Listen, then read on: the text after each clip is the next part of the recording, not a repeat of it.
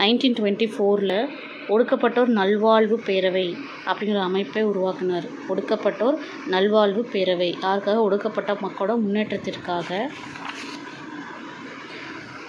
அதுக்கப்புறம் 1927 ஒடுக்கப்பட்ட பாரதம் அப்படிங்கிற ஒரு இதில் ஸ்டார்ட் பண்ணார்.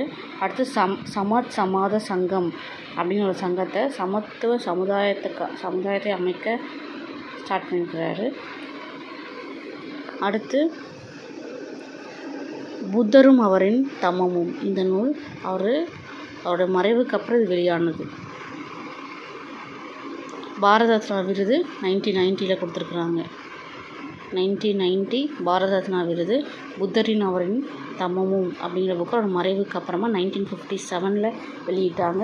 சமாஜ் சமாத சங்கம் அப்படிங்கிறது சமத்துவ சமுதாயத்தை அமைக்கிறதுக்காக. ஒடுக்கப்பட்ட பாரதம்ங்கிற இதில் 1927 அவர் ஆரம்பித்த கட்சி சுதந்திர தொழிலாளர் கட்சி.